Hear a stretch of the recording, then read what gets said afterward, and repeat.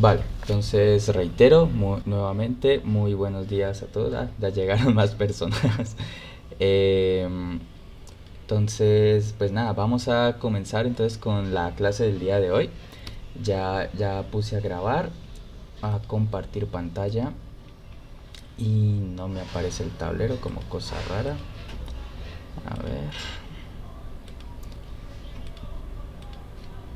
ahora sí. Bien,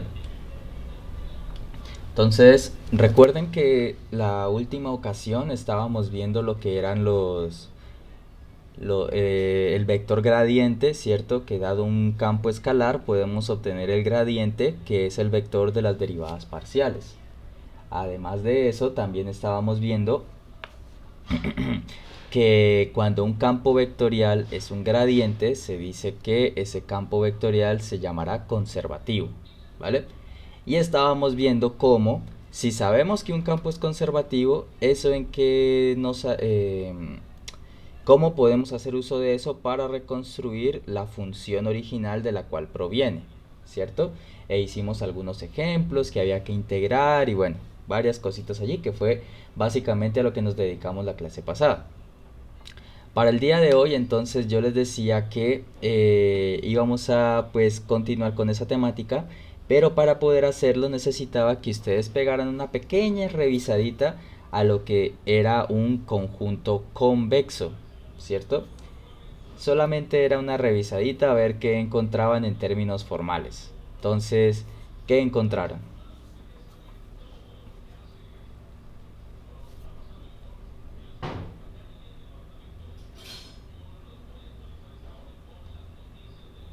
Profe, pues mira, yo encontré que cuando en un espacio vectorial, una parte de C para cada punto de C está totalmente incluido en la misma C.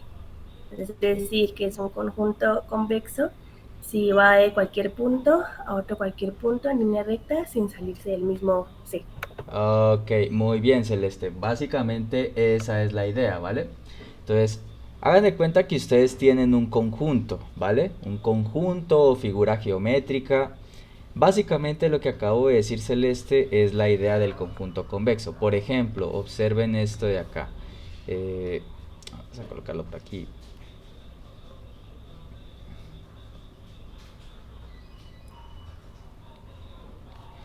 Si tú tienes, por ejemplo, un cuadradito,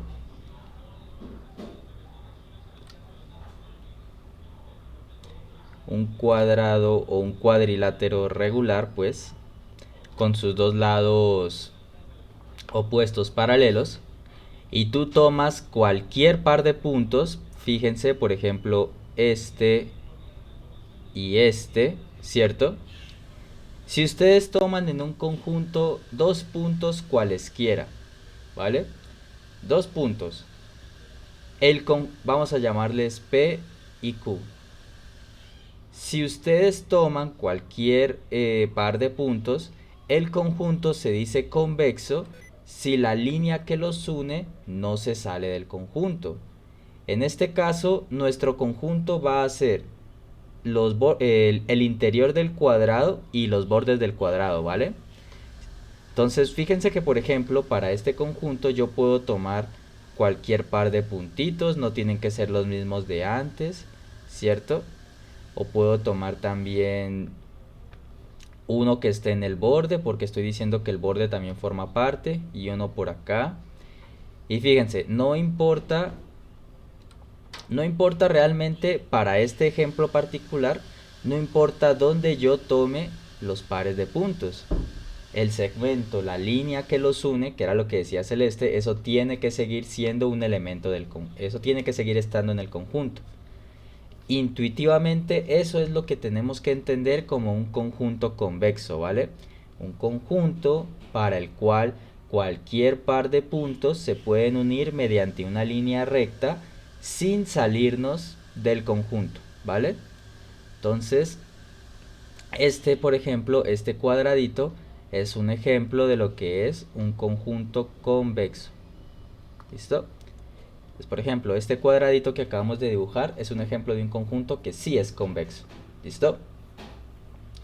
Vamos a ir mirando otras cositas como para que vayamos familiarizándonos con este concepto.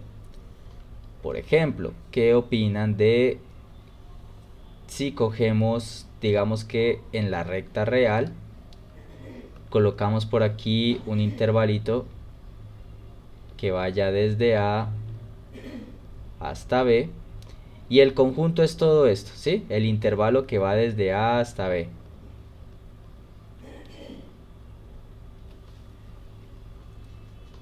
¿Qué opinan? ¿El intervalo que va desde A hasta B será convexo o no es convexo?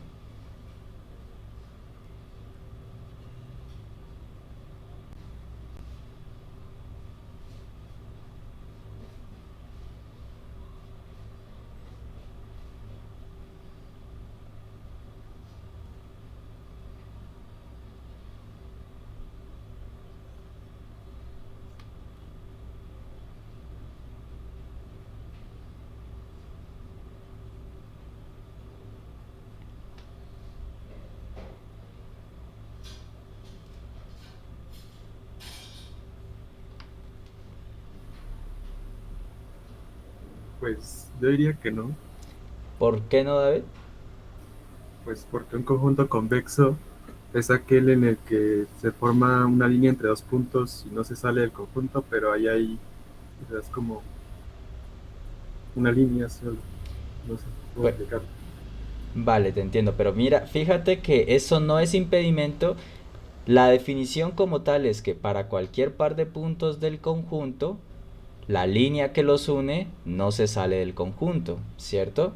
Entonces mira que, por ejemplo, yo puedo tomar aquí este punto azul que estoy así haciendo bien gordote para que se vea, y otro punto por acá, ¿cierto? Y fíjate que la línea que los une, que vendría siendo esta que estoy pintando ahorita, esa línea está en el intervalo, ¿cierto? Entonces técnicamente los dos puntos los hemos podido unir por un segmento que no se ha salido del conjunto. Asimismo, podría pensar, por ejemplo, en tomar tal vez un puntito por acá y otro por acá. Y la línea que los une, fíjate, todas las líneas quedan dentro del intervalo. Y creo que esto se puede hacer con cualquier punto que esté dentro del intervalo que yo estoy considerando. Entonces, ¿qué me dicen ahora? El conjunto, el intervalo desde A hasta B, ¿será convexo o no será convexo?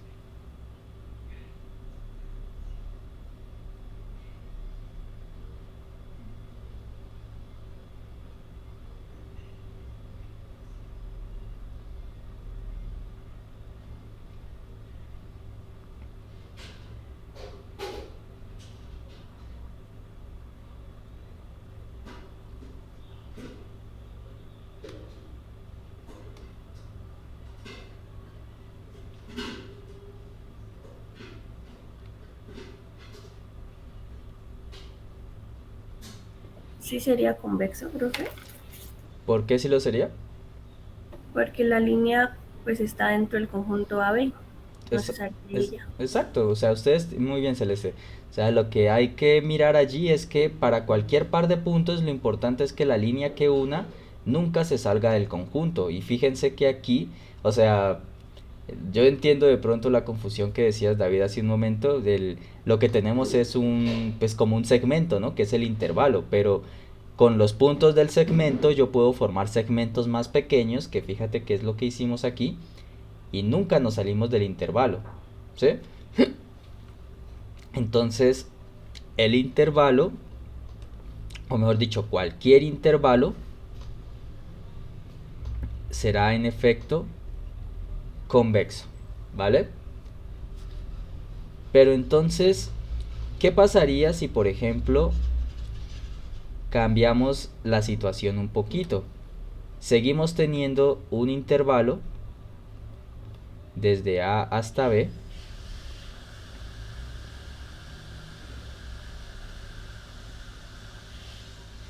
Pero digamos que el conjunto no es solo esto, sino que por acá va a haber otro conjuntito, otro, otro intervalito pequeñito. Digamos aquí, desde C hasta un número, digamos, D.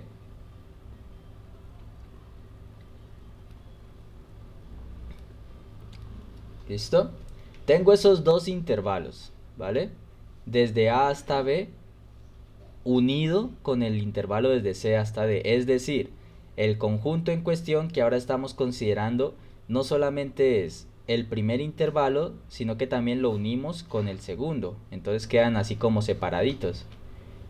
Pregunta, ¿la unión de estos dos intervalos que he dibujado aquí sería convexo o no sería convexa?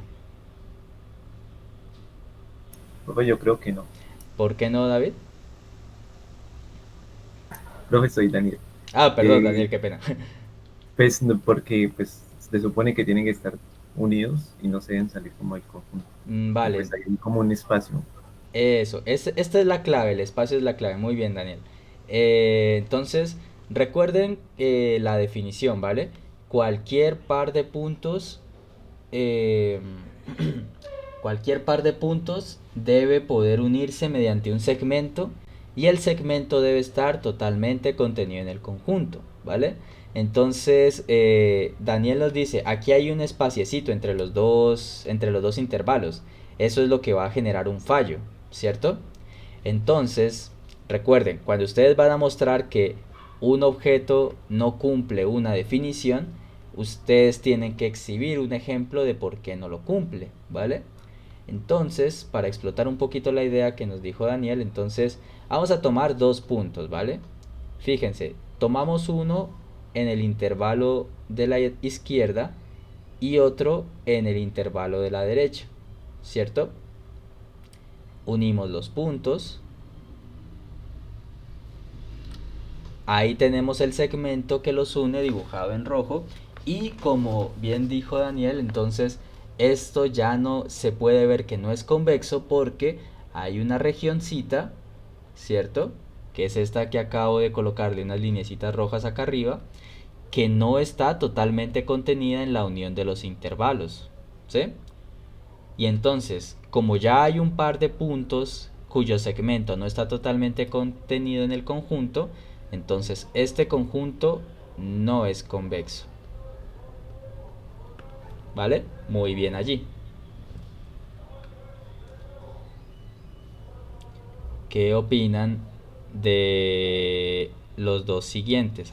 No, vamos en orden. Primero esto. Digamos esto. Esto.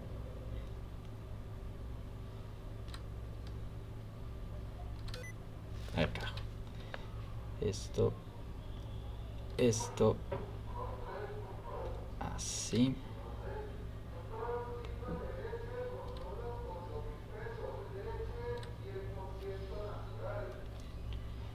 Bien, el conjunto es lo que está al interior de esta figurita nueva que he dibujado, incluyendo los bordes. ¿Convexo o no convexo y por qué?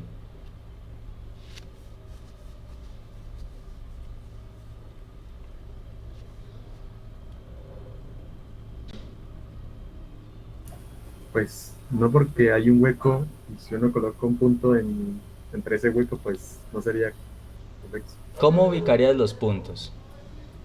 Entre como la patica de abajo y la patica de arriba, pues Como algo, espérate, a ver, con otro color, a ver, y le hago zoom para que se vea.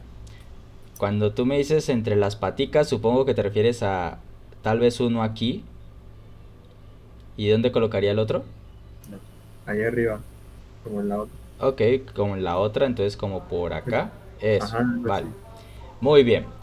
Entonces eso es correcto porque fíjense que si ahora unimos estos dos puntos, o sea, claramente el segmento de hecho está totalmente por fuera, ¿no? Los únicos puntos que estarían en la figura son los puntos inicial y final. ¿vale? Entonces, creo que nos podemos ir dando cuenta una idea de cómo van siendo los conjuntos que son convexos y cuáles no pueden ser convexos, ¿vale? Entonces, esto es no convexo.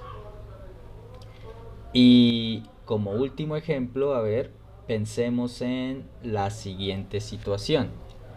Digamos que tenemos todo R2, ¿vale? Todo el plano.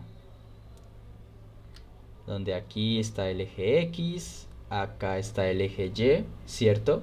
Y vamos a considerar que nuestro conjunto es todo R2, todito, todito, todo. Es más, lo vamos a sombrear. Es todo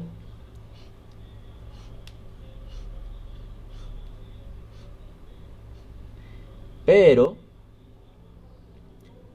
digamos que el origen, el 0, 0, este de aquí, el 0, 0, a ver, vamos a dejarlo así. No, vamos a ubicarlo más bien con otro colorcito. Así. ¿Listo? Entonces, básicamente tenemos todo R2, pero quitándole el origen que es el punto 0, 0. Ese conjunto tan enorme, ¿es o no es convexo? No, profe. ¿Por qué no? Pues porque sigue haciendo como habiendo un espacio ahí. Que ¿Cómo? si digamos trazamos una recta ¿Dónde? interceptando ese espacio en el origen, Ujú. ya no sería. Vale, ¿No? entonces, a ver, voy a tratar de seguir tu idea. Tú me dices que considere una línea que pase por ahí, ¿cierto? Sí, profe. Listo, entonces vamos a colocar, digamos que uno de los puntos es este y el otro de los puntos es este, ¿vale? La línea que las une sería esta lineecita azul. Está claro para todos que este segmento no está totalmente contenido en el conjunto. O sea, esto es muy clave, miren, uno pensaría, no, pero si todos los puntos están en R2 quitándole el 0. No todos, porque justamente, y ese era el truco, el 0, 0, por eso Daniel dijo, considere una línea que pase por allí. Fíjese que el punto 0, 0 no está en la, o sea, está en el segmento, porque el segmento pasa por ahí, pero no está en el conjunto. O sea que este segmento no está totalmente contenido en el conjunto en cuestión. Y recuerden, con que un segmento falle, de todos los segmentos que se puedan formar, desde que haya un hito que falle, que no esté totalmente contenido en el conjunto, de inmediato nosotros podemos concluir que esto no es convexo. ¿Vale? Ahora que tengamos eso claro. ¿Listo? Entonces, básicamente lo que usted tiene que saber de conjuntos convexos es que, como ya se ha dado cuenta, nuestros dominios ahora pues pueden ser cualquier bizarrada, ¿cierto? Desde figuritas bonitas como este cuadradito que puse arriba, hasta cosas un poco extrañas como esta figura que hice con paticas. O incluso habrán casos donde nos dé todo el R2 quitándole pues algún punto, ¿cierto? O varios puntos, dependiendo de situaciones de continuidad. Es importante entonces que usted vaya teniendo claro bajo qué situaciones se pierde la convexidad. Fíjese que por ejemplo R2, si tuviera todos sus puntos sería convexo. Pero en el momento en el que tú le quitas al R2 un punto, pierde la convexidad. ¿Sí? Cositas como esas son importantes. O también lo que notábamos con la figurita esta cuadriculada con paticas. El solo hecho que entre un extremo de la figura y otro hubiera un hueco hizo que se perdiera la convexidad de la figura, ¿vale? Cositas que uno tiene que ir mirando como para saber, ah, vale, no, entonces este conjunto pierde la convexidad o este otro conjunto sí es convexo. ¿Por qué es importante esta noción de conjuntos convexos y conjuntos no convexos? Porque recuerden que nosotros vamos encaminados a decidir cuándo campos vectoriales resultan ser conservativos, es decir, son el gradiente de otra función. Y eso nos los da acá el siguiente resultado.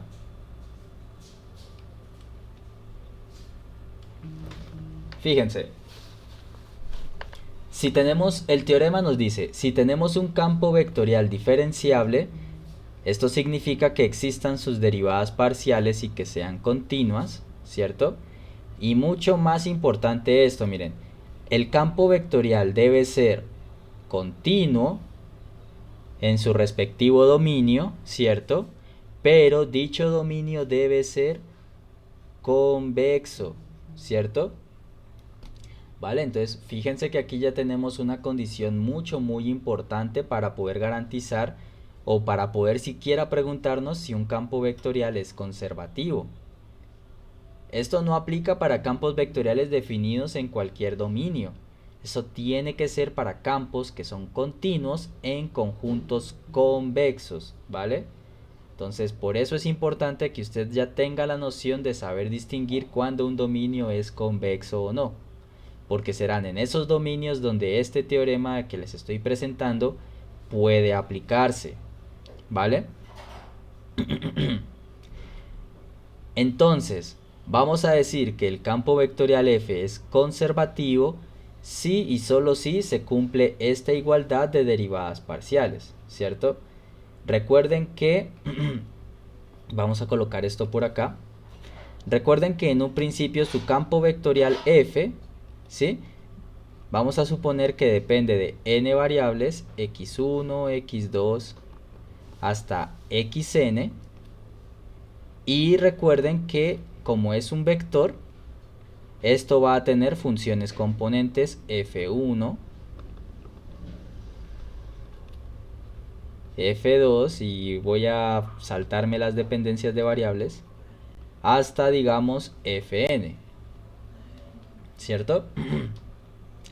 Entonces, fíjense en que básicamente estas f sub i y f sub j que aparecen acá en la igualdad de derivadas parciales, esto hace alusión a las funciones componentes que tendrá su campo vectorial.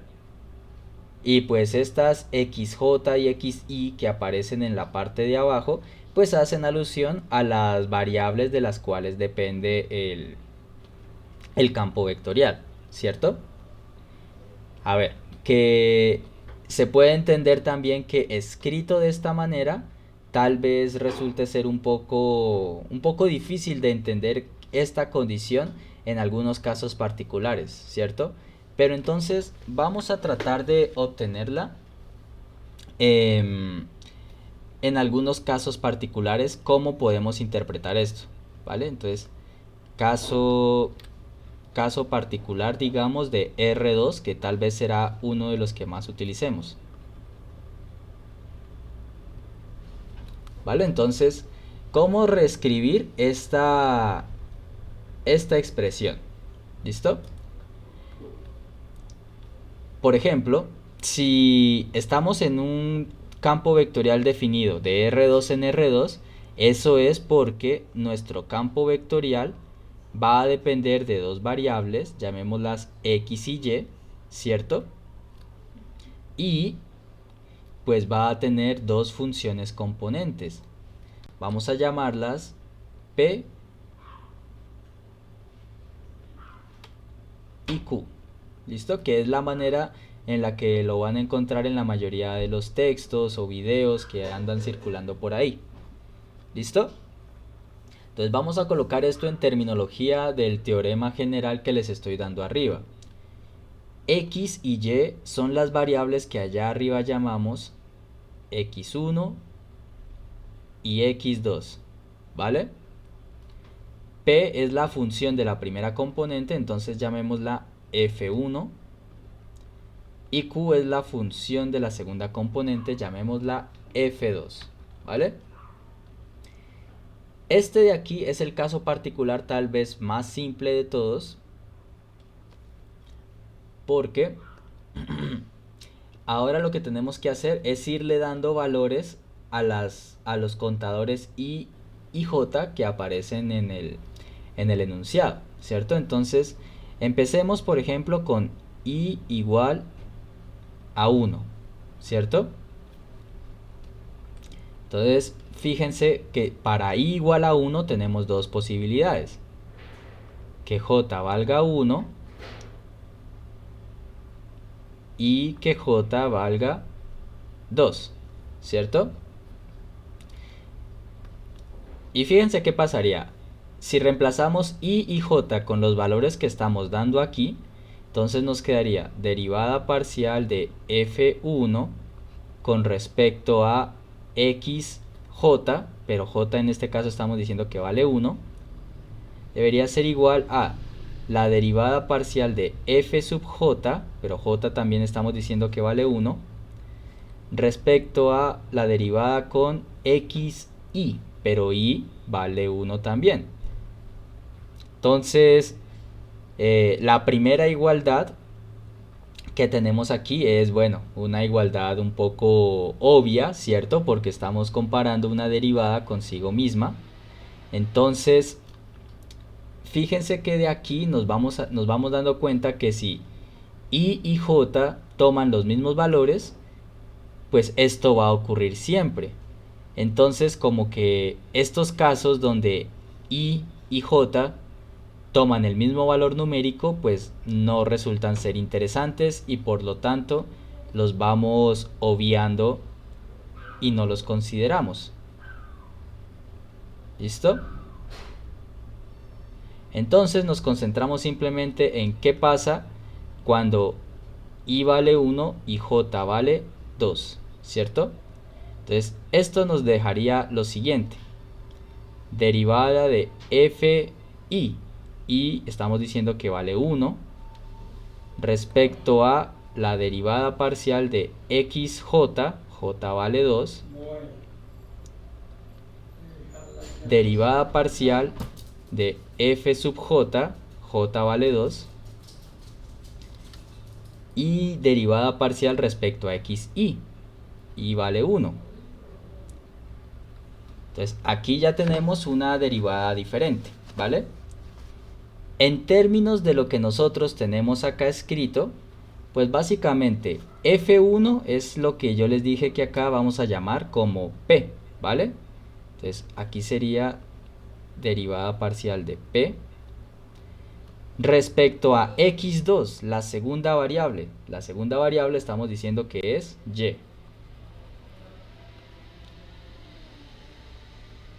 ¿Listo? Y derivada parcial respecto a F2, la segunda componente de la función, la estamos llamando Q. Entonces, Q aquí. Respecto a X1, la primera variable, que esa sería X solamente. ¿Sí? Y con esto ya de hecho tenemos todas las otras posibles combinaciones que podríamos obtener, ¿cierto? Porque fíjense que si ahora tomamos el caso contrario, ¿cierto? Digamos, ¿qué pasaría si J vale 1, pero I es ahora quien vale 2?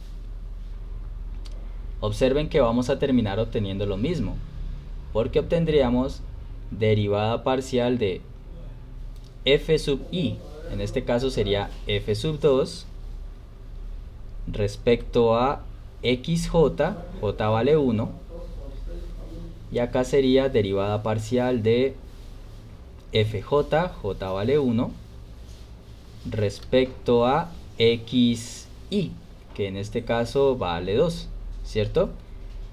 Y reemplazando F2 por Q, igual que antes, F2 por Q, X1 por X, X2 por y F1 por P. Entonces fíjense que pues a la larga terminamos llegando a la misma igualdad, solo que pues escrita de otra manera, ¿sí? Pero recuerden que la igualdad se lee, no importa el orden en que la coloques, pues la igualdad es la misma. Entonces, cuando tu campo vectorial es de dos variables, básicamente tú lo que haces es enfocarte en verificar esta igualdad de aquí.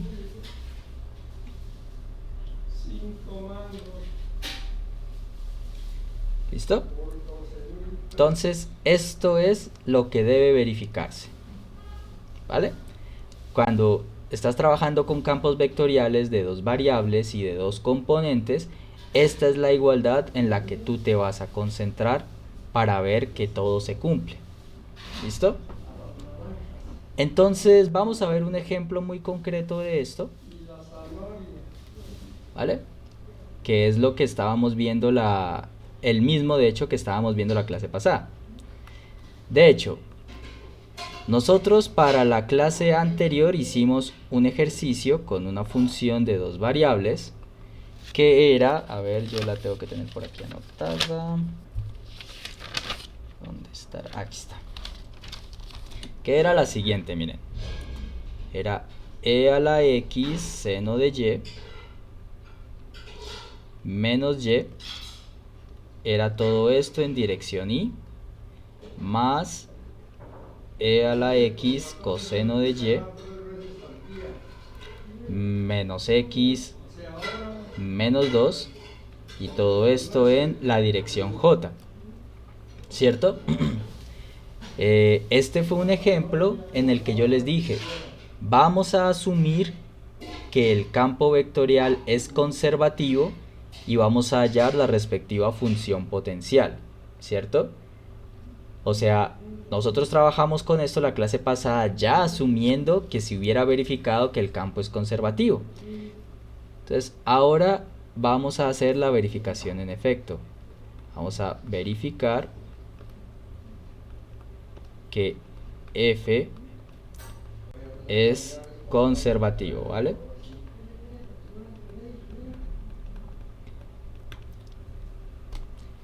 Bien, entonces vamos a ver cómo se verifica esto. Entonces nos regresamos al teorema, ¿vale? Por acá nos dice, f es conservativo si y solo si se cumple una igualdad de derivadas parciales. Que ya vimos que en el caso particular de funciones de R, perdón, que ya vimos que en el caso particular de funciones de R2, como la que tenemos en este ejemplo, lo que tenemos que hacer es verificar una igualdad de derivadas parciales, ¿cierto? Pero pues no vimos la cháchara de todo esto de los conjuntos convexos como para obviarla así como así, ¿cierto? Fíjense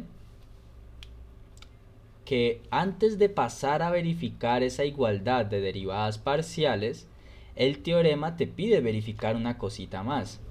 Te pide verificar que tu campo vectorial sea una función, recuerden, que sea continua en un dominio, de tal manera que dicho dominio resulte ser convexo, ¿vale? Tenemos allí nuestro campo vectorial. Tiene dos componentes. ¿Cuál es el dominio de ese campo vectorial que tenemos allí en pantalla? ¿Dónde es continuo?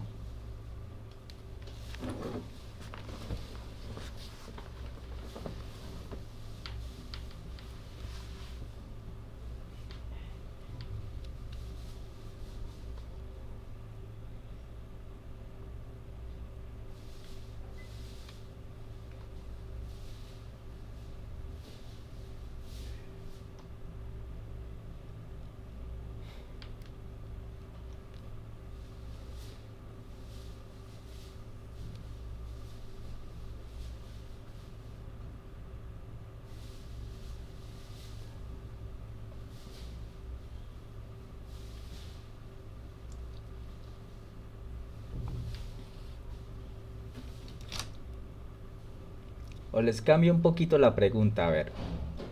Vamos a ir mirando las funciones componente. Empecemos viendo la primerita que estoy subrayando ahora, esta de aquí. ¿Qué tipo de funciones aparecen en esa función que acabé de subrayar en rojo?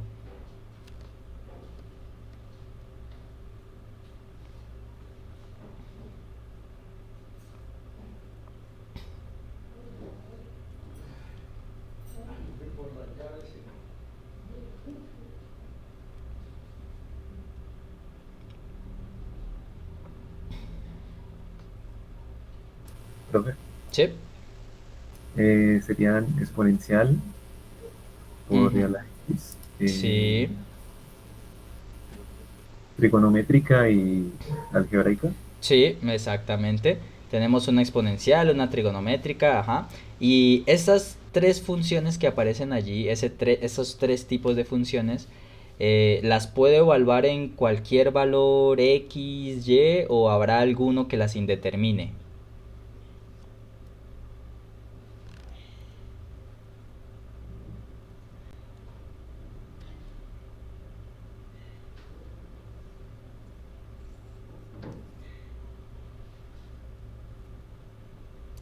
¿Se genera alguna indeterminación o no hay problema de los valores que puedan tomar x y y?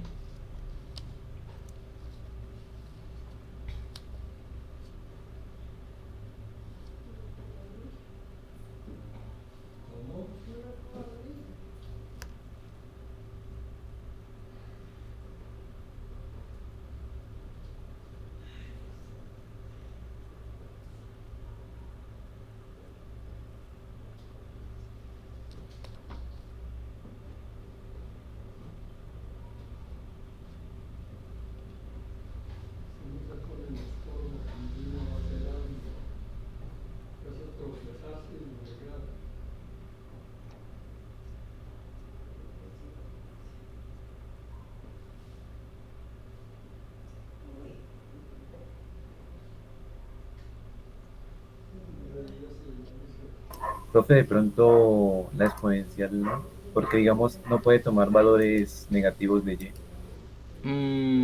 Pero fíjate que el e solo depende de x, ¿no? Y la exponencial, recuerden que, o sea, el x puede ser cualquier, o sea, no pienses en el rango, tú piensa más bien en el dominio. Es cierto que el resultado del exponencial no puede dar negativo, pero la x, que es lo que nos interesa, la x puede tomar cualquier valor, ¿cierto? Profe, entonces sí. Entonces sí, en efecto. El e a la x puede, en el exponencial recuerden que puede tomar cualquier valor. Seno de y es una función que está definida para cualquier valor también. Y pues la parte algebraica también sin ningún problema. Entonces, esta parte... Perdón. Entonces, esta función subrayada en rojo está bien definida para cualquier valor de x y y. O sea, esta función es continua en todo R2. ¿Cierto? Bajo la misma lógica, esta otra parte de acá, fíjense que también las únicas funciones que aparecen son exponenciales, la trigonométrica del coseno y esta parte algebraica que tampoco tiene problemas. Entonces, esto también está definido en R2. Y fíjense, como las dos funciones componentes son continuas en R2, recuerden lo que hacíamos. Consideramos la región común entre ambos. Pero pues si las dos son R2, entonces nosotros tenemos que F es continua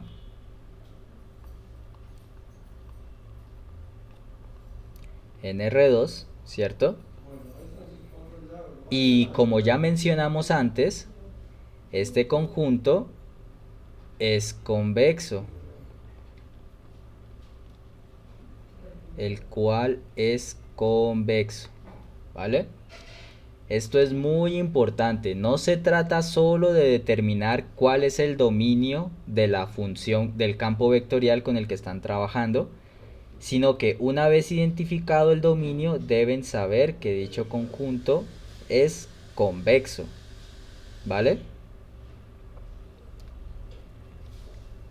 Y ya habiendo verificado eso, pues ahora lo que habría que verificar es la parte de la igualdad de las derivadas parciales, ¿sí? Recuerden, su primer paso siempre tiene que ser identificar el dominio y darse cuenta que es convexo. Una vez hayan hecho eso, pueden proceder a mirar la parte de las derivadas parciales. Antes no, porque créanme que pueden llegar a cometer errores, ¿sí? Nunca se salten esta parte del dominio. Ahorita ya miraremos un caso de un posible error que se podría cometer, ¿vale? Entonces, ya teniendo esto claro, sabiendo que ¿cómo se llama? El dominio del campo vectorial es convexo, pues miren, siguiendo la notación que les explicaba hace rato, llamamos a la primera función componente, la llamamos P. Vamos a colocarlo aquí así. A esta primera función componente la llamamos P, a la segunda la llamamos Q.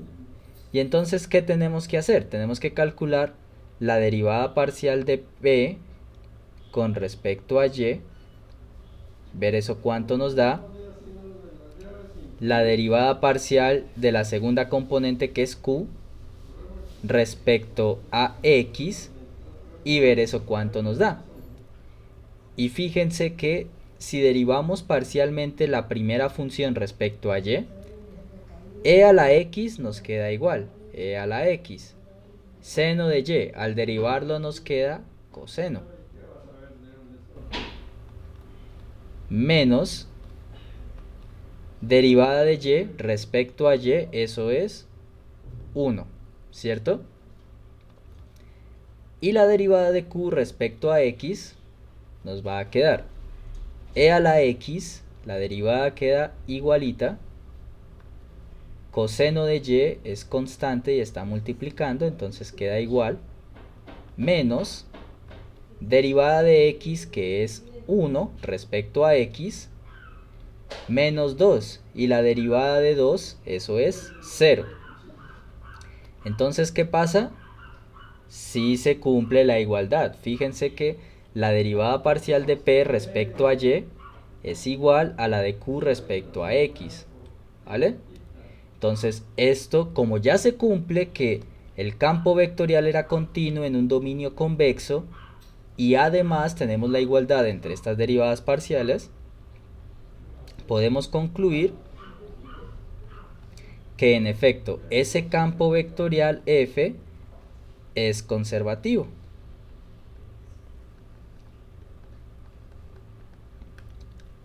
¿Vale? Y esto es lo que trataremos de hacer siempre para verificar que un campo es conservativo, ¿vale? Verificar el dominio, ver que es convexo, y una vez hecho eso, proceder a tomar la igualdad de las derivadas parciales, ¿vale? ¿Dudas, preguntas del ejemplo?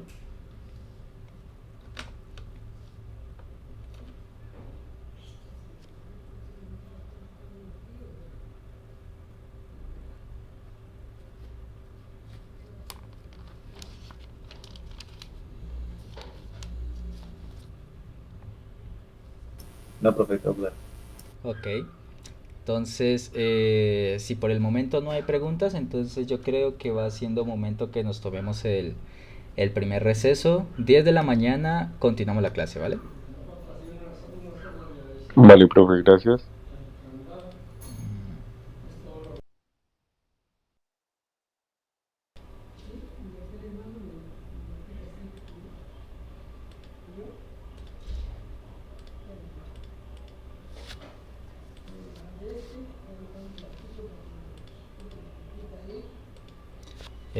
Bueno, jóvenes, entonces vamos a continuar. Vamos a continuar entonces con la idea.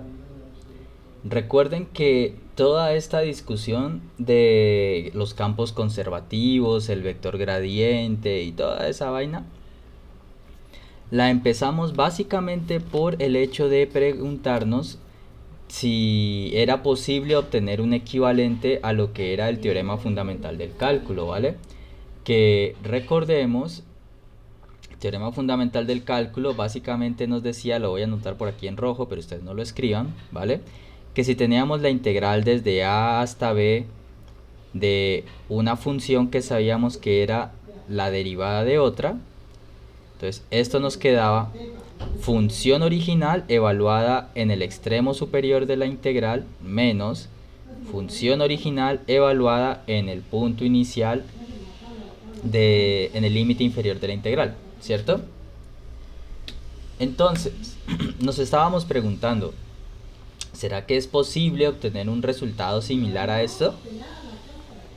Y pues, ya habiendo visto el concepto del vector gradiente, ya habiendo visto el concepto de integral de línea y habiendo visto el concepto de conjunto convexo, la respuesta es un sí, pero no siempre, ¿vale? Entonces, ¿en qué contexto se va a valer este resultado, que es el que aquí hemos llamado segundo teorema fundamental del cálculo para integrales de línea? Pues miren, si tenemos un campo escalar diferenciable, ¿sí?, con un gradiente, al cual pues como siempre denotamos con este triangulito hacia abajo, ese gradiente, fíjense, la hipótesis de convexidad nos persigue por todo lado.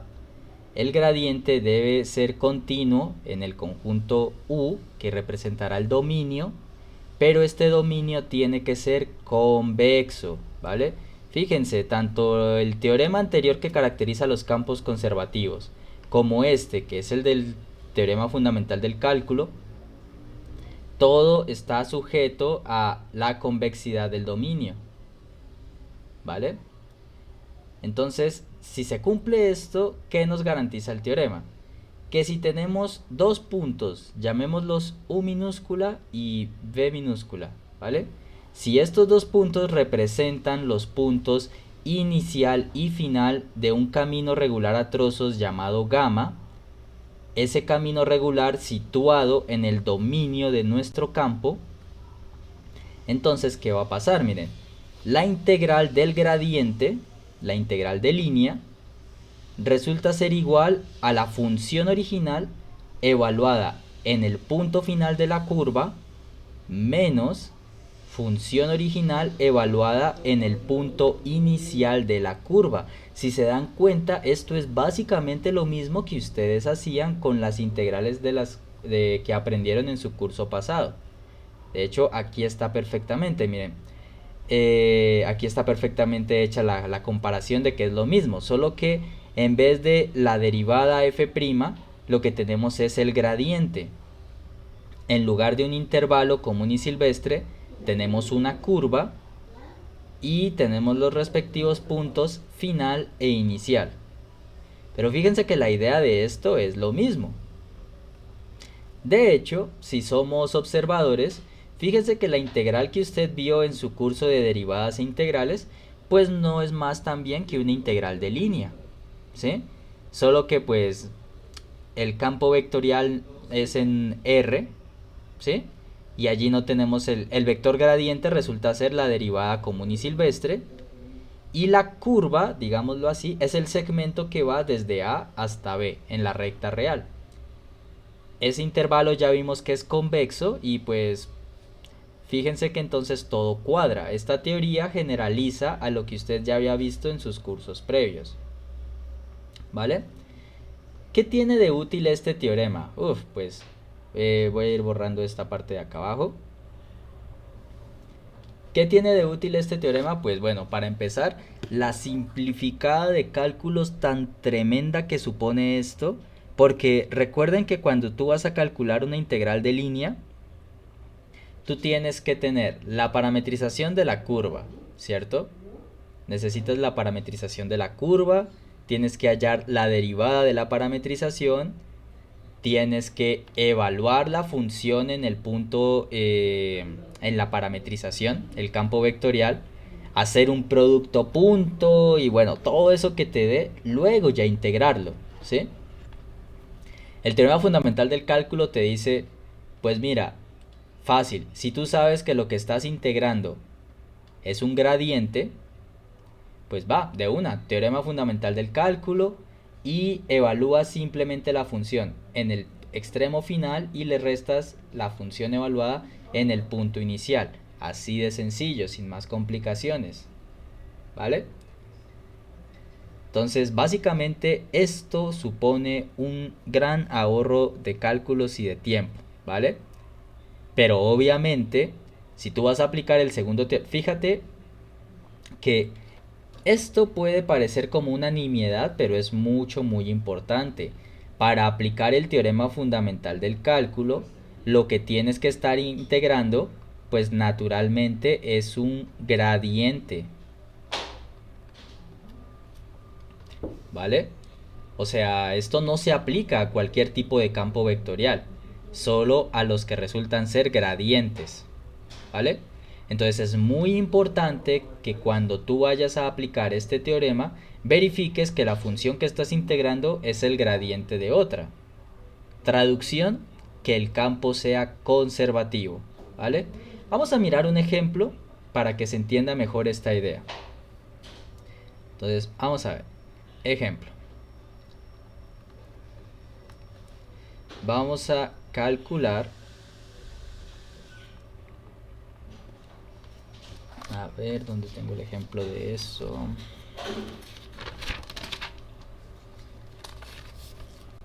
Aquí está. Entonces, vamos a calcular la integral de línea sobre la curva gamma de f punto de alfa, ¿vale? Donde f es una función que ya hemos venido trabajando varias veces. F de xy es esta de acá, e a la x, creo que aquí era seno de y, menos y, en la dirección y, más e a la x coseno de y menos x menos 2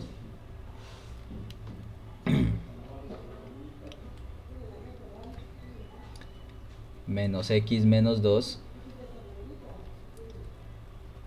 en la dirección j, ¿vale? Entonces nuestro campo vectorial es este que ya hemos estado trabajando varias veces, y gamma está parametrizada por lo siguiente.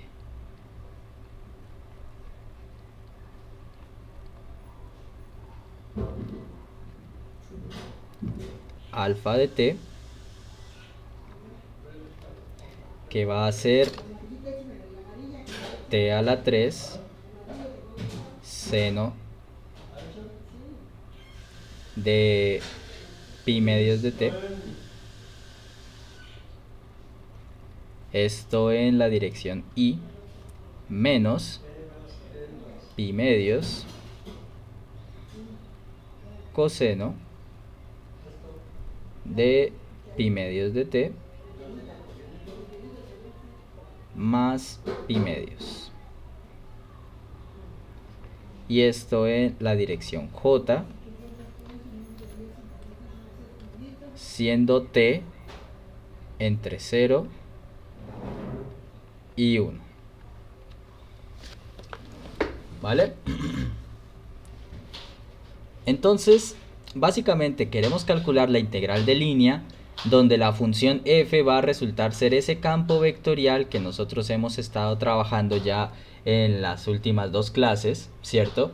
Y la curva gamma va a estar parametrizada por ese animalón de función que está dado allí. ¿Listo? Bien, entonces, pues... Hombre, si nosotros vemos eso así directamente, pues...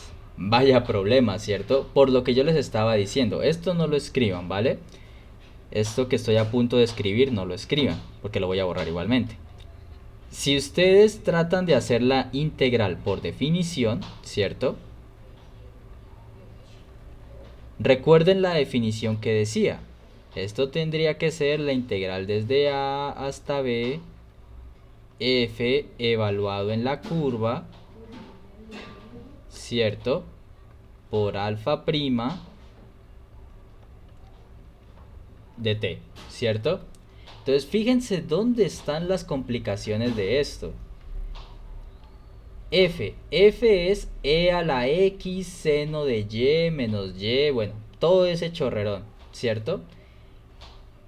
Dios mío, y es que fíjense, donde sea que aparezca la x, yo tendría que reemplazar por t a la 3 seno de pi medios de t.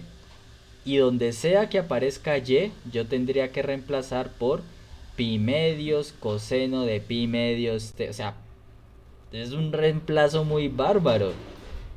Y si tú te pones en ese plan, reemplazar las x por todo esto, calcular la derivada y luego hacer el producto punto que aquí aparece. No, eso... Ni Dios se hace... Bueno, no, mentiras. El, el asunto es que ni quien quiera perder el tiempo haciendo eso, ¿vale? Entonces, irse por la definición obviamente no es lo ideal, ¿vale? Entonces, no, borramos esto. Entonces, ese lado definitivamente no es una opción. Pero entonces, aquí nosotros nos ponemos a analizar. Ojalá que esta funcioncita a la que me están pidiendo calcularle la integral de línea, ojalá fuera un gradiente.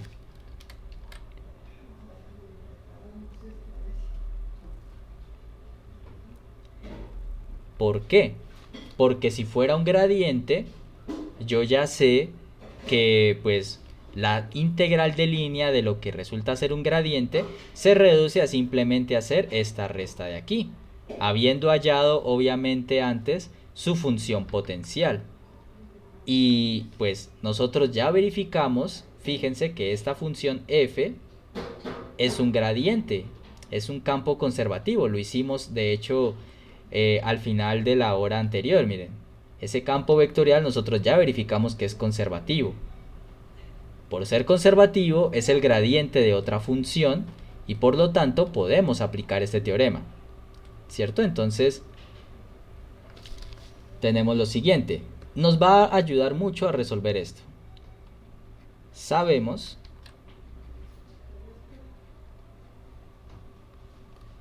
que ese campo F que nos dieron es conservativo.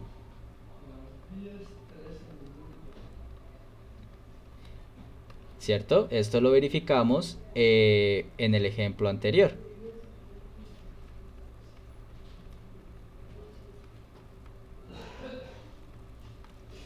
¿Listo?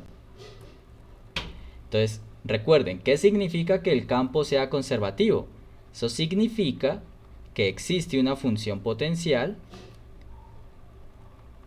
Existe una función potencial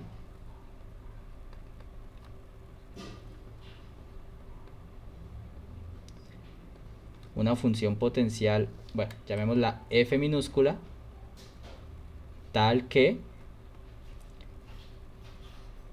f es igual a el gradiente de dicha función, ¿cierto? Entonces, fíjense muy bien en lo que habría que hacer. Paso número 1, verificar que el campo vectorial al cual le quieres calcular la integral de línea es conservativo. Eso ya técnicamente ya lo hicimos en el ejemplo anterior, ¿sí? Una vez hecho eso, pues ¿eso qué significa? Que existe la función potencial de tal manera que ese campo conservativo es igual al gradiente de dicha función potencial. ¿Qué sería lo siguiente que tendríamos que hacer? Hallar dicha función potencial. Pero eso nosotros ya lo hicimos en la clase de la semana pasada. Y nosotros hemos visto que esa función potencial nos dio...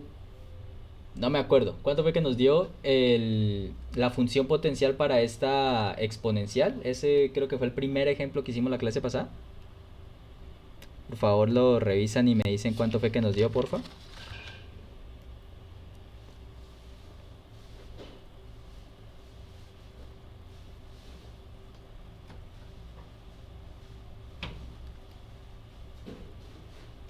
Profe, creo que es f de xy igual a e a la x por seno de y Ajá.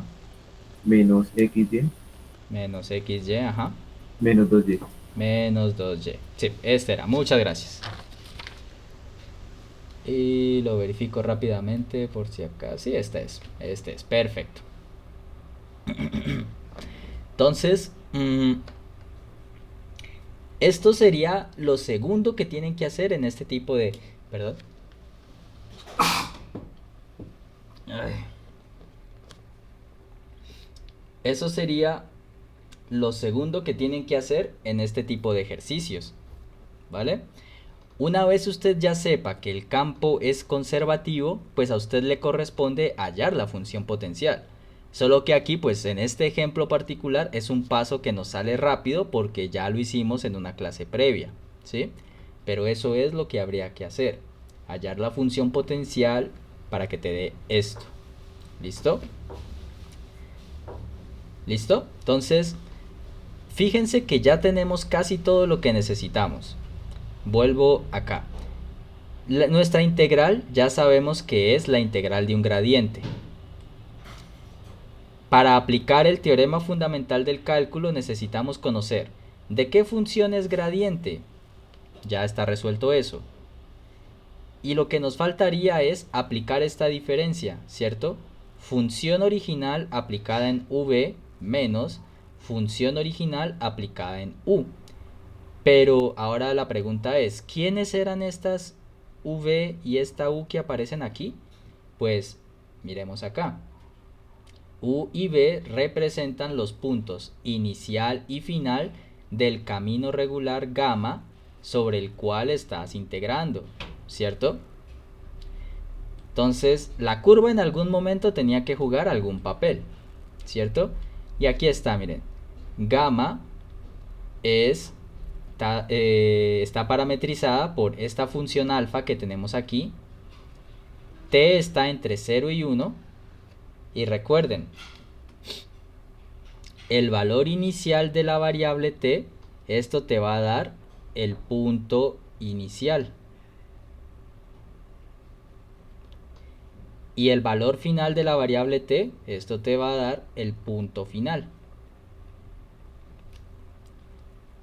¿Cierto? Entonces, teniendo en cuenta esto, vamos a hallar los puntos inicial y final de la curva. Entonces, hallemos, eso sería lo siguiente que hay que hacer. Hallemos los puntos inicial, que lo vamos a llamar igual que en el teorema U, y final, que vamos a llamarlo como en el teorema V, de la curva gamma. ¿Listo? Entonces, comencemos con el punto inicial. Nosotros tenemos que el punto inicial U, pues sería entonces, ya dijimos que el punto inicial nos lo da el valor inicial de la variable t, es decir, el 0. Con lo cual lo hallaremos evaluando nuestra función vectorial, pues, en 0. ¿Listo? Y esto pues nos va a quedar. La función es t a la 3, o sea que aquí va a quedar 0 a la 3. Y vamos a colocarlo como componentes. 0 a la 3 por seno de pi medios por 0.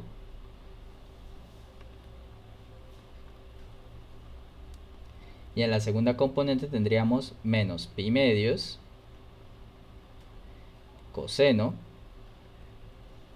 de pi medios de t, o sea, pi medios de 0,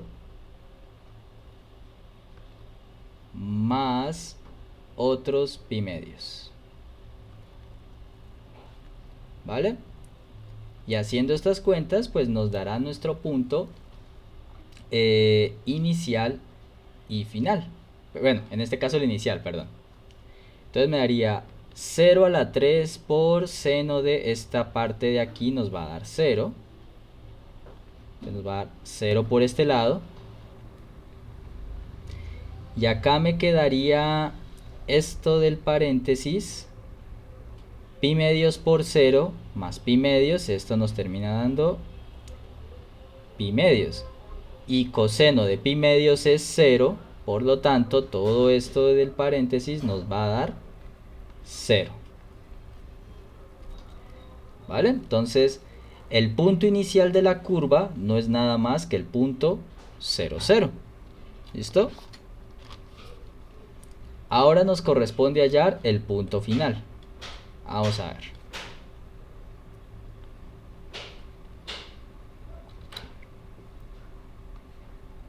V, entonces ahora sería igual a alfa ¿de quién? Pues miremos el último valor que toma la variable t en el intervalo. Aquí lo tenemos, t igual 1. O sea que ahora vamos a tomar la curva y lo que vamos a hacer es evaluarla en t igual a 1. Y veamos eso que nos da. Puedo copiar todo esto, ¿cierto?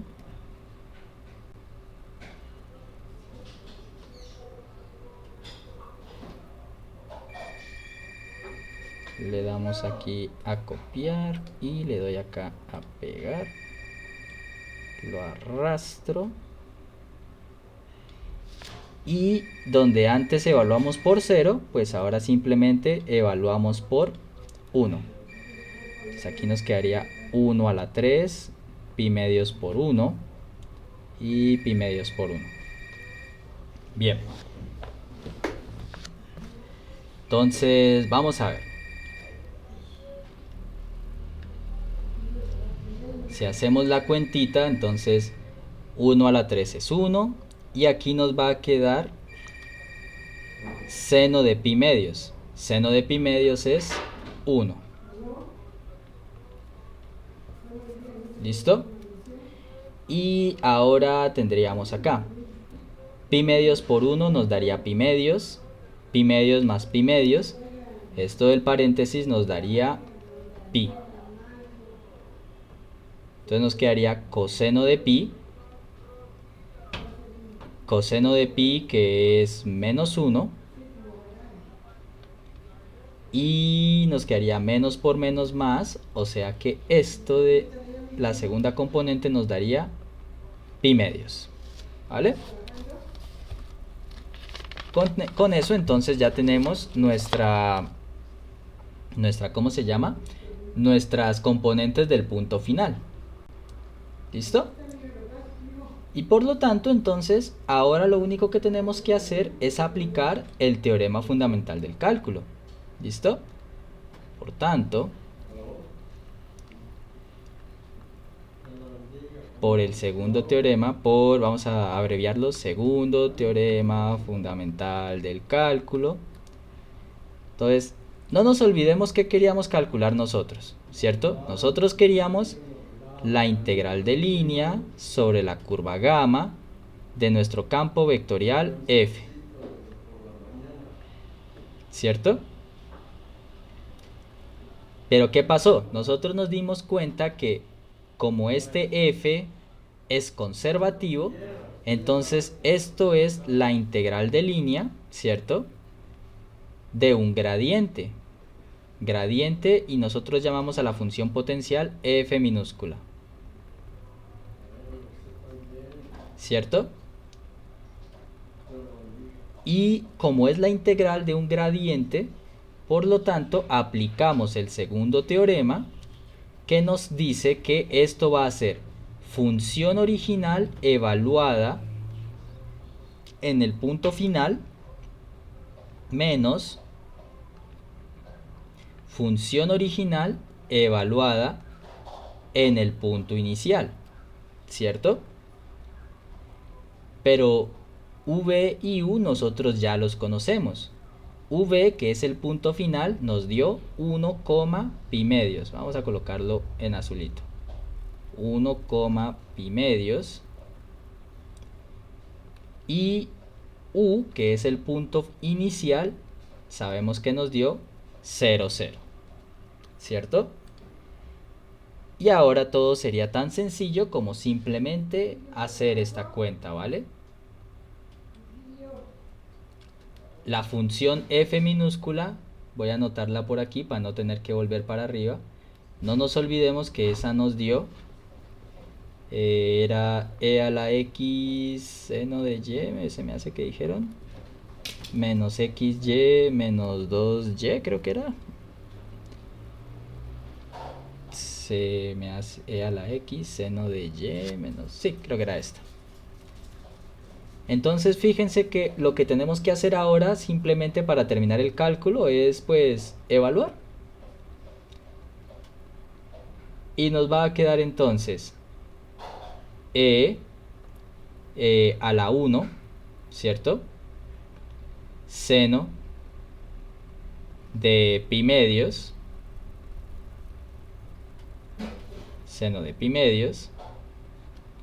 menos x por y, o sea 1 por pi medios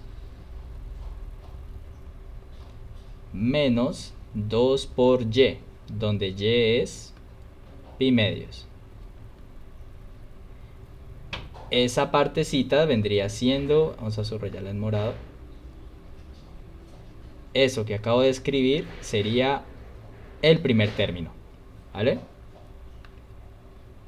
Menos, y vamos a subrayar en verde el segundo término que vamos a hallar.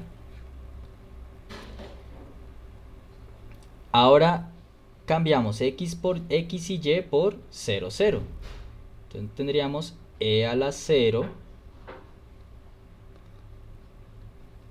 seno de y, que en este caso también es 0, menos x por y, o sea 0 por 0, menos 2 por y, que también es 0. ¿Listo? Y ahora lo único que tendríamos que hacer entonces es pues hacer las cuentitas. A ver, seno de pi medios, esto es 1, o sea que aquí nos va a quedar, veamos, e por 1 queda igual, menos pi medios, este 2 se puede cancelar con este, entonces nos quedará menos pi, ¿cierto? Y en la parte de acá e a la 0 es 1, pero esto es 0, y esto es 0, y esto otro también es 0, o sea que básicamente nos queda esto, que haciendo un poquito las cuentas más nos quedaría e menos 3 pi medios. ¿Listo? Y ese sería entonces el resultado de nuestra integral de línea, que como se dan cuenta, por el lado del teorema fundamental del cálculo, pues siempre hay que verificar bastantes cosas, pero son cuentas, considero yo, mucho más sencillas que el hecho de ponerse a verificar la integral por definición, ¿vale? Entonces, pequeño resumen de todo lo que se hizo en el procedimiento.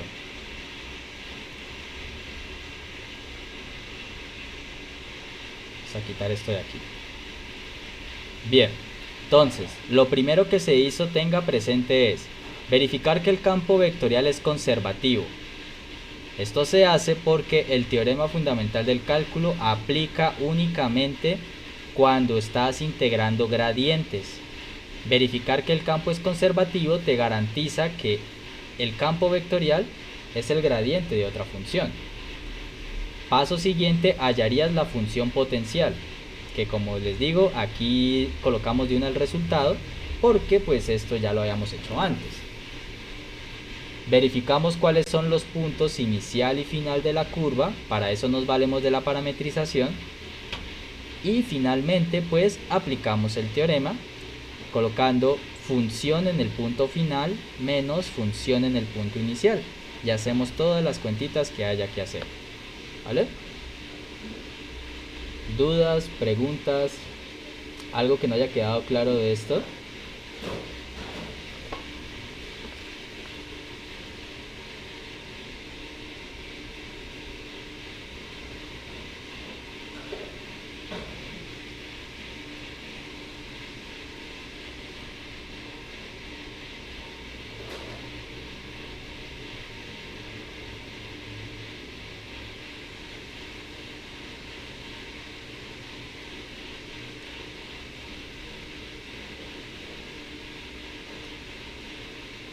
¿Alguna parte del proceso que no haya quedado claro o todo bien hasta ahí?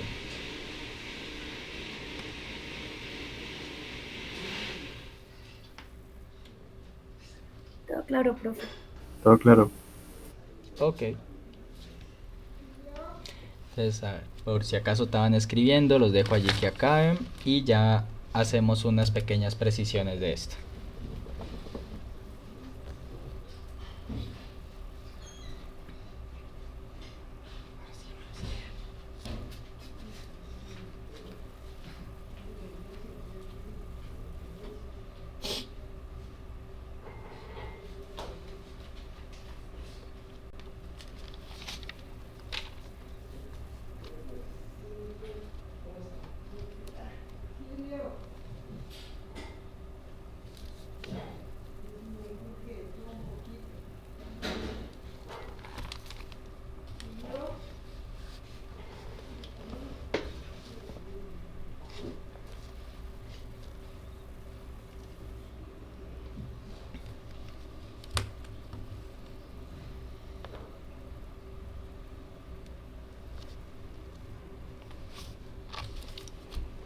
Bueno, entonces vamos a observar, digamos que unas pequeñas consecuencias o cosas, digamos que muy importantes cuando se habla de este teorema fundamental y de los campos conservativos, ¿vale? Entonces, prestemos atención a lo siguiente. Fíjense.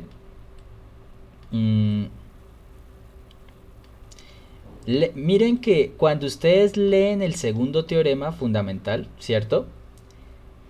A nosotros nos hablan de la función, obviamente, que tiene que ser un gradiente, ¿vale? A nosotros nos hablan, fíjense, un camino regular a trozos, sí, gamma, ¿vale? Ese camino regular tiene un punto inicial y un punto final llamados U y B. Y bueno, con esos puntos inicial y final uno hace las cuentas. Observen que en ningún momento de todos estos cálculos hacen alusión a la parametrización, ¿sí? Solamente te dicen, el camino tiene tal punto inicial, tal punto final y el cálculo se hace de esta manera, ¿sí? Fíjense que solo interesan dónde empiezo y dónde termino. El trayecto que hago para la integral de línea pareciera que no importa, ¿cierto? Entonces, fíjense lo que nosotros tuvimos en este ejemplo. Los puntos fueron 0,0 y 1/2, pi medios. Hicimos las cuentas y ya, y pare de contar, ¿cierto? Vamos a hacer esto, miren. Y vamos a llamar a esto consecuencias.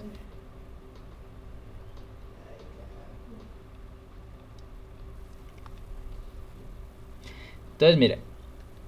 Nosotros tenemos que... Vamos a ubicar por aquí un punto, ¿vale? Vamos a llamar a esto consecuencia número 1. Vamos a ubicar los puntos inicial y final. Vamos a llamar a este punto U y vamos a llamar a este punto V, ¿cierto?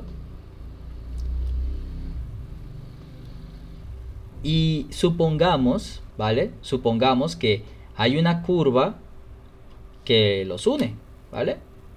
Vamos a esa curva va a ser esta y vamos a llamarla gamma 1, ¿vale? Entonces observen que si nosotros tuviéramos la integral de línea sobre esa curva gamma 1, ¿cierto? De un gradiente.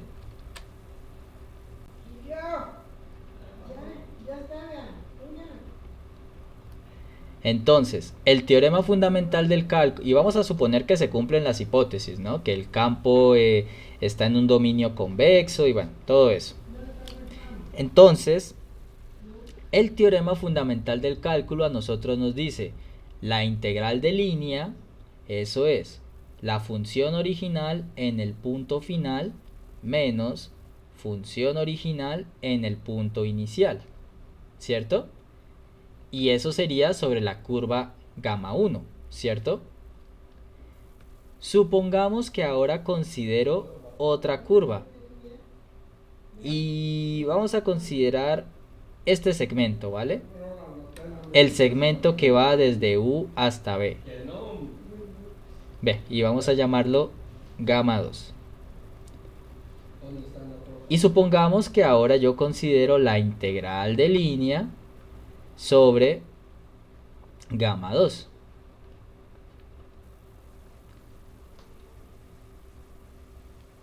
¿Varía el resultado? ¿Qué opinan ustedes?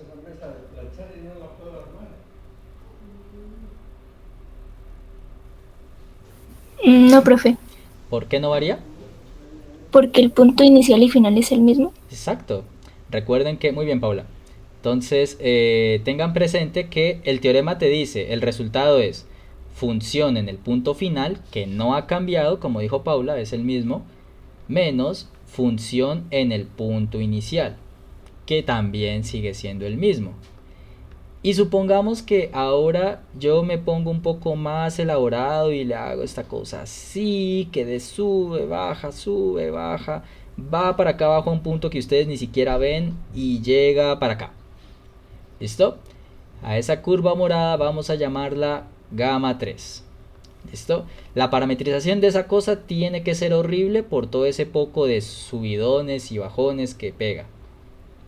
Pero lo importante, si ahora es sobre esa curva morada gamma 3, ¿cambia el resultado o nos da lo mismo?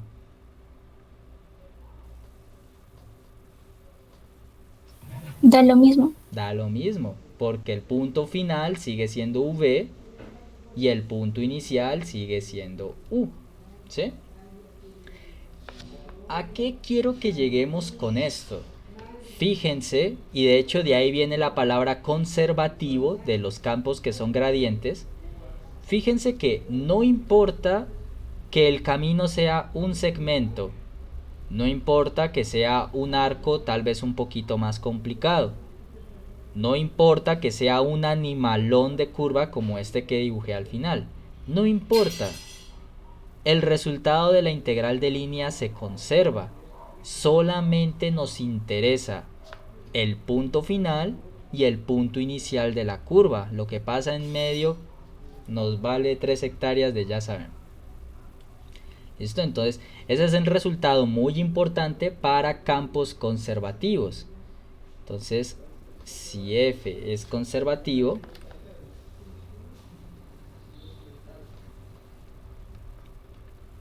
para todo campo conservativo,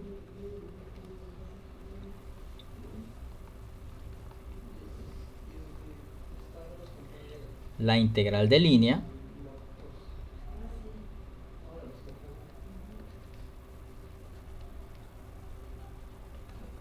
es independiente del camino o de la trayectoria.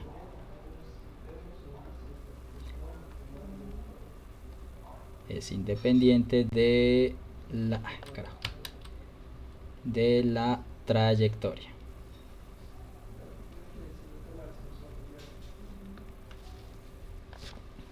¿Vale?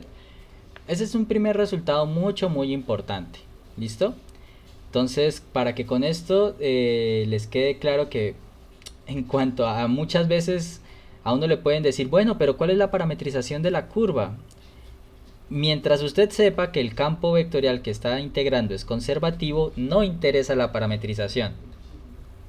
Lo tiene que hacer, lo único que interesa, es determinar el punto inicial, el punto final, si es que ya no los conoce, y hacer esta diferencia que se indica por el teorema fundamental, nada más. ¿Vale? Algo que fíjense que es de mucha utilidad. Y como una segunda consecuencia, fíjense en que vamos a suponer una situación pues algo particular, ¿vale? Entonces nos estamos dando cuenta que el resultado de la integral de línea no depende tanto del camino, sino de los puntos inicial y final. Entonces, ¿qué va a pasar en situaciones como esta? Supongamos que nuestro punto U va a estar aquí.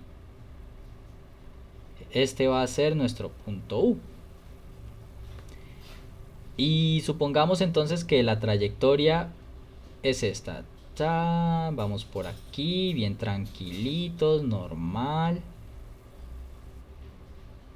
Y llegamos al mismo punto,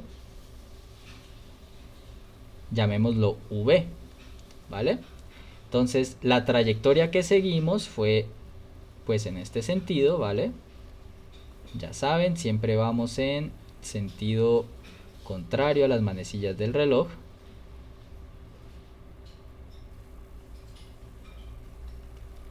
Entonces, recorrimos la curva y llegamos al mismo punto final, al mismo punto inicial, perdón. La integral es sobre un campo conservativo, llamémosla nuevamente gradiente de f, la curva llamémosla gamma.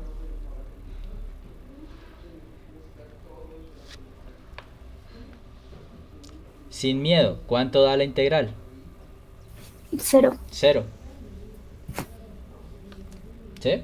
Porque el punto inicial y el punto final son el mismo, ¿vale? Este tipo de curvas, ¿vale? Este tipo de curvas donde el punto inicial y el punto final coinciden, a estas curvas las llamamos curvas cerradas, ¿vale? Entonces, esto es un ejemplo de una curva cerrada.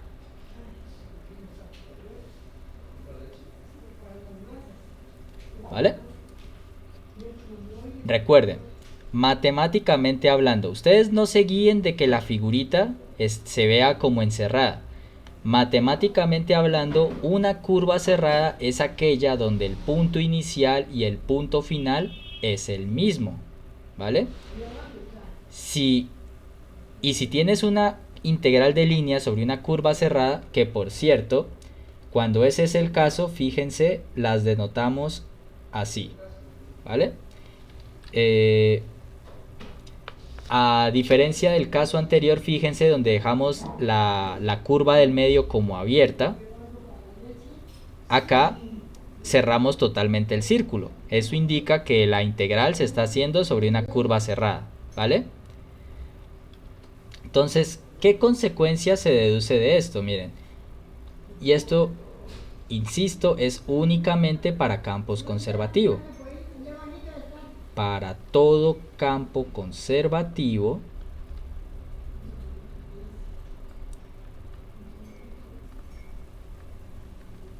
conservativo, la integral de línea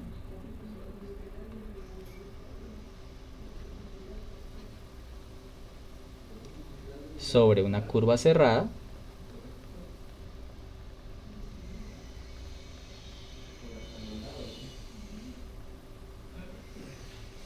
es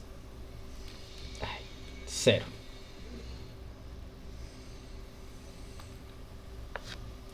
¿Listo?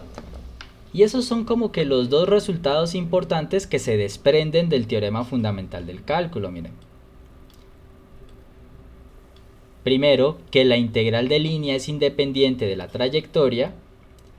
Y segundo, que cuando el camino es una curva cerrada, la integral nos da 0, ¿vale? Pero hay algo que quiero que por favor nunca se olviden. Este par de resultados, la independencia de la trayectoria y que nos dé 0 sobre curvas cerradas, solo son válidos para campos conservativos, es decir, para gradientes, ¿vale? Créanme, uno es tan propenso a cometer errores en estas cosas por el simple hecho de no verificar que lo que está integrando uno es un gradiente. Por ejemplo, para que quede mejor ilustrado esta situación que les estoy diciendo, Vamos a mirar la siguiente situación, ¿vale? Y con esto terminamos la clase de hoy. Ejemplo. Vamos a ver esta integral, ¿vale? Entonces, vamos a calcular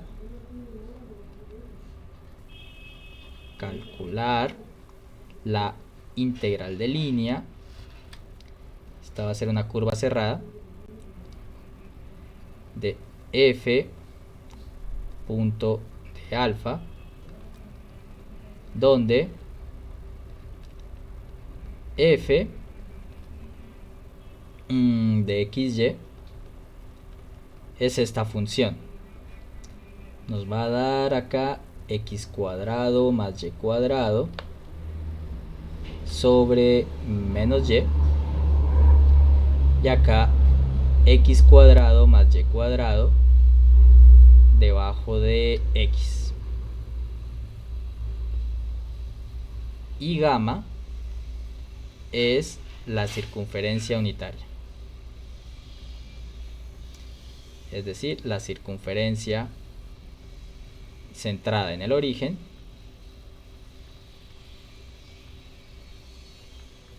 y radio 1.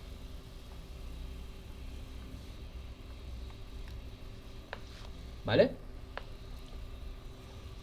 Entonces, tenemos este campo vectorial. Gamma es una curva cerrada, fíjense, porque es la circunferencia centrada en 0, 0 y radio 1, ¿cierto? Entonces, luego de haber aprendido el teorema fundamental de... ¿Qué pasa aquí? Luego de haber aprendido el teorema fundamental del cálculo, pues entonces nosotros lo que primero quisiéramos hacer es esto, miren. Al igual que antes, nosotros nos preguntaríamos, ¿este f de acá será un gradiente? ¿Cierto? Esa sería la primera pregunta que nosotros nos haríamos. Porque si ese campo vectorial es un gradiente, es porque, recuerden, el campo sería conservativo y pues procederíamos a hacer todo lo que ya expliqué antes, ¿cierto? Entonces, ¿qué pasaría? Miren, tenemos lo siguiente. Como ya nos queda poco tiempo, aquí voy a saltar un poco en las cuentas. Al igual que antes, si nosotros a esto lo llamamos P y a esto lo llamamos Q, digamos que impulsivamente lo primero que uno haría sería verificar lo de las derivadas parciales. Que la derivada de P respecto a Y y esas cuentas usted las verifica luego. Esto le daría y cuadrado menos x cuadrado sobre x cuadrado más y cuadrado y todo esto al cuadrado, ¿sí? Y resulta que casualmente esto le dio la derivada parcial de q con respecto a x, ¿cierto? Entonces, si usted se queda con esto, uno podría concluir intempestivamente que, bueno, no, me dio la igualdad de las derivadas parciales, entonces el campo tiene que ser un gradiente. Entonces, usted, por favor, esto que a partir de aquí, lo que voy a hacer, esto no lo escriba, ¿vale? Entonces, usted a partir de esto iría impulsivamente a decir, vale, no, esto implica que f es conservativo, ¿vale? Y como el campo f es conservativo, el profe me acabó de enseñar que en todo campo conservativo, si la integral de línea sobre una curva cerrada, como en este ejercicio que nos está colocando, entonces la integral de línea de este ejercicio, ejercicio facilito, tiene que dar 0 y ya está, ¿cierto? ¿Cuál es el error de todo lo que acabé de decir? O mejor dicho, ¿qué es lo que me ha faltado en mi análisis para poder llegar a esto?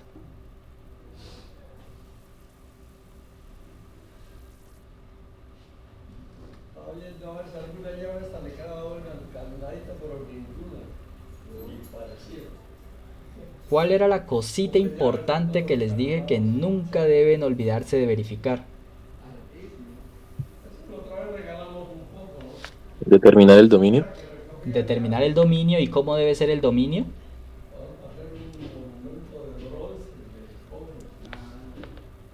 Convexo, profe. Convexo. Esa es la partecita que le faltaría al estudiante impulsivo que hizo esto, verificarlo. Entonces vamos a ver. F es continua. ¿En dónde? ¿En dónde es continua esta función?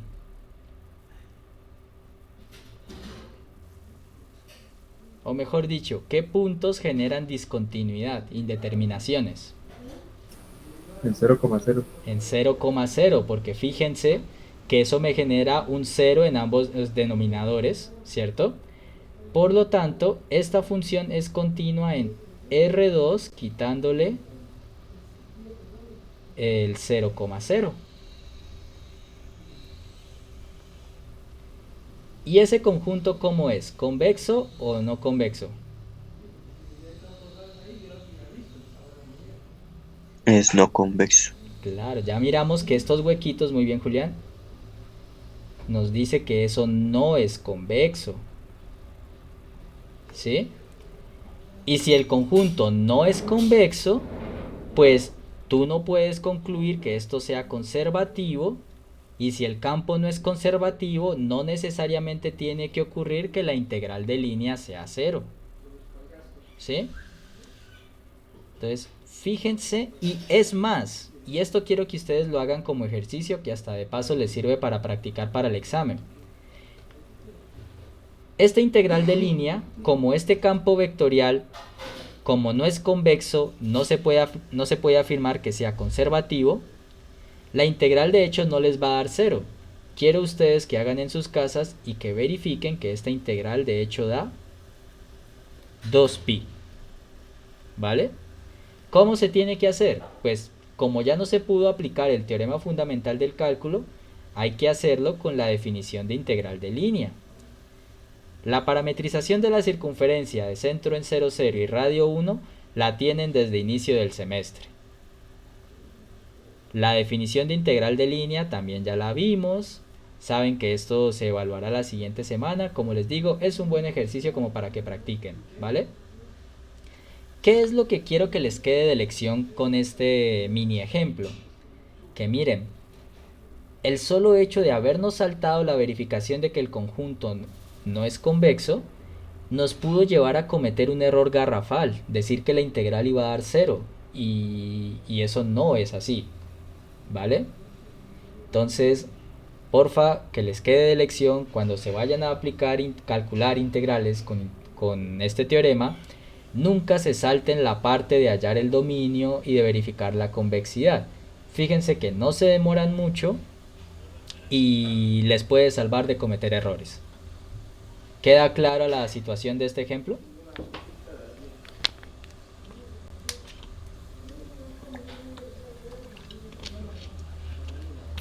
También está de más decir que esta igualdad de derivadas que puse aquí, tienen que verificarlo, ¿vale? ¿Listo? Entonces, también observen que la igualdad de las derivadas se puede dar, pero si no se cumple la condición de convexidad, esa igualdad que se cumple de las derivadas no nos sirve para nada. ¿Listo? Y pues jóvenes, entonces si por el día de hoy no quedan preguntas, pues por hoy es todo. Ya el siguiente miércoles que tenemos clase, que es 7, si no estoy mal ya es presencial, entonces pues reuniones virtuales para más adelante ya no hay programadas. Ya si algo nos veríamos el miércoles. Les agradezco la atención, cuídense mucho, acaben de pasar un buen día y nos vemos ya el miércoles en la universidad, ¿vale? Que estén muy bien. Profe, Paula, dime. ¿para cuándo queda el parcial más o menos? Creo que habíamos dicho que para el 14, ¿no? Ah, listo, gracias. Ok. ¿Alguna otra cosita? Listo, profe, gracias. Ah, vale, muy bien. Hasta luego, profe, muchas gracias. Hasta luego, que estén bien. Gracias, profe, hasta luego. Vale, hasta Hasta luego. luego, profe, gracias. Profe, hasta luego. Chao, que Profe. estés bien.